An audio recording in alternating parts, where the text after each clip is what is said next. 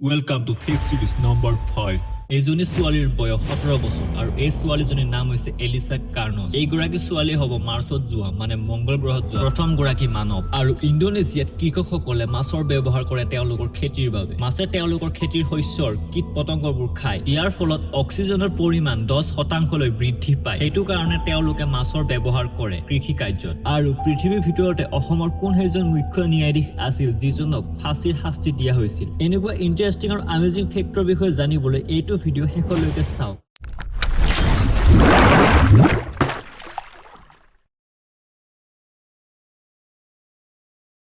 Number 14. এতিয়া দেখত মহামাৰী ৰূপ লোৱা কৰোনা ভাইৰাছৰ মই যদি কওঁ আপোনাক ইয়াৰ ভৱিষ্যতবাণী 40 বছৰ আগতে কৰা হৈছিল। হয়, ইয়াৰ ভৱিষ্যতবাণী দ্য আইজ অফ ডাৰ্কনেছ নামৰ কিতাপখনত 40 বছৰ আগতে তাৰ লিখকে ইয়াৰ বিষয়ে লিখি থৈ গৈছিল আৰু ভৱিষ্যতবাণীও কৰি থৈ গৈছিল। Number 13. যদি মই আপোনাক কওঁ যে আপুনি এটা মেচিনক সাৱটি ধৰি তাতে চুমা খালে আপুনি সফট ড্ৰিংক বিনামূলীয়াকৈ খাব পাব, কি আপোনাৰ মনত এইটোৱে প্ৰশ্ন আহিছে? হয়, পৃথিৱীৰ সকলোতকৈ ডাঙৰ সফট ড্ৰিংক ব্ৰেণ্ড কোকা কোলা সেই সকলোবোৰ মানুহক সফট ড্ৰিংক ফ্ৰী দি আছে যিসকলে এইটো মেচিন সাৱটি ধৰি চুমা দিয়ে। এইটো কোকা কোলা কোম্পানীৰ অপেন হেপিনেছ অভিযানৰ অংগ হয়। ইয়াৰ দ্বাৰা নিউ জেনেৰেশ্যনৰ মাজত বিজ্ঞাপনৰ এইটো এটা নতুন মাধ্যম। এইটো অভিযানৰ আৰম্ভণি কৰিছিল নেশ্যনেল ইউনিভাৰ্চিটি অফ ছিংগাপুৰৰ কেম্পাছৰ পৰা আৰু এইটো মেচিনত লিখা আছে যে হাগ মি কোকা কোলা। Number 12. ইউএছএত বহুতো মৃতদেহক লিকুইড নাইট্ৰজেনৰ ভিতৰত ৰখা হৈছে। হয়, এনেধৰণে লিকুইড নাইট্ৰজেনৰ ভিতৰত সংৰক্ষণ কৰা হৈছে মৃতদেহবোৰ। এইটো ভাবি যে ভৱিষ্যতৰ টেকনলজিয়ে এই মৃতদেহবোৰত আকৌ প্ৰাণদান কৰিব পাৰিব বুলি।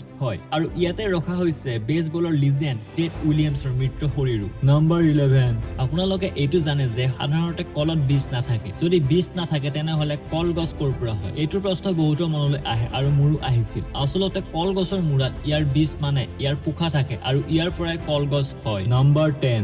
ছুইডেনত এনেকুৱা এটা ৰোড আছে যিটো সম্পূৰ্ণ ইলেক্ট্ৰিক হয় মানে যিবোৰ ইলেক্ট্ৰিক কাৰ্ছ বাইক ট্ৰেইন তাতে চলে এই সকলোবোৰ চলিত অৱস্থাতে চাৰ্জ হৈ যায়। Number 9. আপুনি এনেকুৱা ধৰণৰ পিপৰাবোৰ যিমানে উচ্চতাৰ পৰা আপুনি পেলাই নিদিয়ক কিয় মানে আপুনি চলিত হেলিকপ্টাৰৰ পৰাও যদি পেলাই দিয়ে তথাপিও একো নহয় কাৰণ এই পিপৰাবোৰৰ ইমানে ওজন কম যে যিমান ওপৰৰ পৰা পেলাই দিলেও বা পৰিলেও ইহঁতৰ একো নহয়। Number 8. এন্টি মেটেল পৃথিৱীৰ ভিতৰত সকলোতকৈ দামী মেটেল হয়। ইয়াৰ 1 গ্ৰামৰ দাম হৈছে $25 বিলিয়ন। হয়, আপুনি ঠিকেই শুনিছে, $25 বিলিয়ন।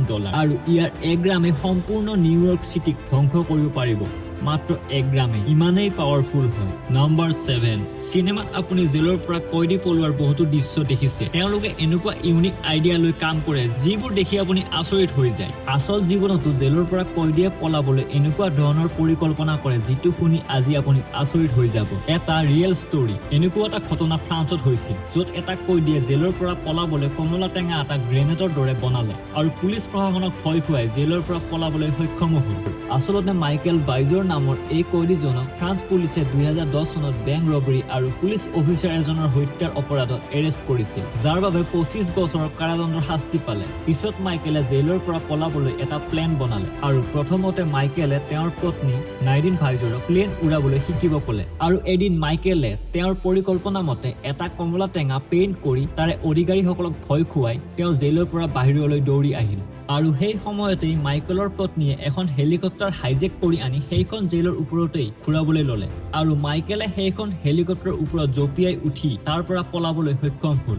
Number 6. আপুনি জানেনে গ্ৰহবিলাকৰ মাজত দূৰত্ব কেনেধৰণে বিবেচনা কৰা হয়? এইটো ৰেডাৰ ছিগনেলৰ দ্বাৰা কৰা হয়। আচলতে লাইট স্পীডৰ সমানেই হয় ৰেডাৰ ছিগনেলৰ স্পীড। এটা অবজেক্টৰ পৰা আন এটা অবজেক্টলৈ এই ছিগনেল পঠোৱা হয় আৰু ছিগনেল যাওঁতে আৰু আহোঁতে লগা সময়ৰ পৰাই ইয়াৰ দূৰত্ব বিবেচনা কৰিব পাৰি আৰু প্লেনছ আৰু মিছাইলেও এই টেকনলজিয়ে ব্যৱহাৰ কৰে। Number 5.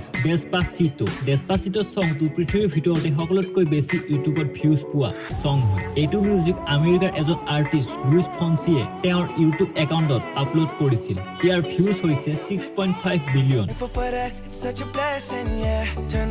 কিন্তু আপুনি এইটো জানেনে যে ইণ্ডিয়াৰ কোনটো সেইটো মিউজিক ভিডিঅ' হয় যিটো এতিয়া 1 বিলিয়ন ভিউজ ক্ৰছ কৰিব? নাজানে যদি শুনক, মই কৈ আছো, আপুনি চিন্তা নকৰিব। এইটো সং আপুনি কেতিয়াবা নহয় কেতিয়াবা শুনিছে চাগে। এইটো এটা পাঞ্জাবী সং হয়। টি সিৰিজ আপনা পাঞ্জাব ইউটিউব চেনেলত এইটো সং আপলোডেড আছে আৰু এই সংটোৰ নাম হৈছে লং লাচ্ছি আৰু এই সংটো গাইছে মান্নাত নুৰে। যদি গানটো আপুনি শুনা নাই এবাৰ শুনি চাব।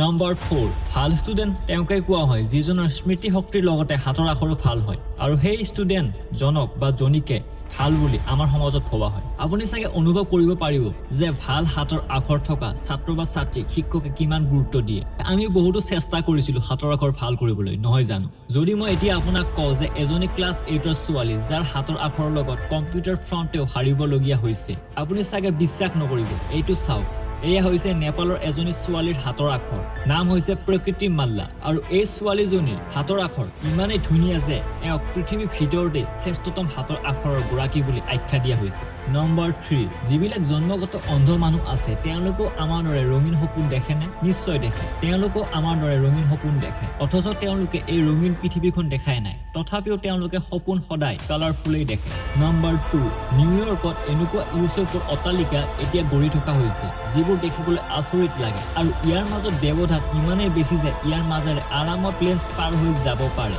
নম্বৰ 1 ফেক্টটো কোৱাৰ আগত আপোনালোকে যদি এতিয়ালৈকেও আমাৰ চেনেলটো সাবস্ক্ৰাইব কৰা নাই সাবস্ক্ৰাইব কৰি লওক লগতে নটিফিকেশন বেল আইকনটো প্ৰেছ কৰি ৰাখিব যাতে আমাৰ ভিডিও আপোনাৰ এটাও মিছ নহয় নম্বৰ 1 মুখ্য ন্যায়াধীশৰ দ্বাৰা অপৰাধীক শাস্তি দিয়াটো আপুনি বহুতেই শুনিছে কিন্তু এজন এনেকুৱা ন্যায়াধীশ যিজনক মৃত্যুদণ্ড দিয়া হৈছিল হয় ঠিকই শুনিছে 44 ইয়াৰ্স আগত 1976 ত এজন মুখ্য ন্যায়াধীশক ফাঁসি দিয়া হৈছিল তেওঁৰ নাম আছিল উপেন্দ্ৰ নাথ ৰাজখোৱা তেওঁ অসমৰ ধুবুৰী জিলাৰ হয় এখন সেশনেল কোৰ্টৰ জাজ হিচাপে তেওঁ কাম কৰিছিল আৰু লগতে তেওঁ চৰকাৰী ঘৰো পাইছিল ফেব্ৰুৱাৰী 1970 তেওঁ ৰিটায়াৰটো হৈছিল কিন্তু তেওঁ সেই চৰকাৰী ঘৰটো খালি কৰি দিয়া নাছিল তাৰ মাজতে তেওঁৰ তিনিজনী ছোৱালী আৰু তেওঁৰ পত্নীৰ হৈতে 4 গৰাকী মানুহ হঠাতে নোহোৱা হৈ গল যেতিয়া তেওঁ কোনোবাই সোধে যে তেওঁৰ পৰিয়াল ক'ত তেতিয়া তেওঁ কিবা নহয় কিবা এটা বাহানা উলিয়াই ফাঁকি দিয়ে ৰাজখোৱাই এপ্ৰিল 1970 চৰকাৰী ঘৰটো খালি কৰি গুচি গল কিন্তু ক'ত গল তেওঁ সেই কথা কোনেও গম পোৱা নাছিল ৰাজখোৱাৰ পত্নীৰ ভায়েক পুলিচত কৰ্মৰত আছিল ৰাজখোৱাৰ পত্নীৰ ভায়েকে ৰাজখোৱাক বিচাৰি উলিয়ালে তেওঁ তেতিয়া শিলিগুৰিৰ এখন হোটেলত বহু দিনৰ পৰা আছিল তেওঁৰ পত্নীৰ ভায়েকে লগত পুলিচ কৰ্মী কেইজনমান লৈ সেইখন হোটেললৈ গল আৰু ৰাজখোৱাক সুধিলে তেওঁৰ বায়েক আৰু ভাগিনীয়েক কেইজনীৰ কথা পিছত ৰাজখোৱাৰ ওপৰত বহুতো তদন্ত কৰাৰ পিছত গম পালে আৰু ৰাজখোৱাই স্বীকাৰ কৰিলে যে তেওঁই তেওঁৰ পত্নীৰ হৈতে আন 3 গৰাকী সন্তানকো হত্যা কৰি চৰকাৰী ঘৰটোৰ ভিতিত পুতি ৰাখিছে তাৰ পিছত তেওঁক এৰেষ্ট কৰিলে এবছৰ তদন্ত চলাৰ পিছত উপেন্দ্ৰনাথ ৰাজখোৱাক মৃত্যুদণ্ডৰ শাস্তি দিলে 14 ফেব্ৰুৱাৰী 1976 তেওঁক যোৰহাটত জেলত 3 গৰাকী সন্তানৰ হৈতে তেওঁৰ পত্নীৰ হত্যাৰ অপৰাধত তেওঁক ফাঁসি দিয়া হৈছিল thanks for watching the real fact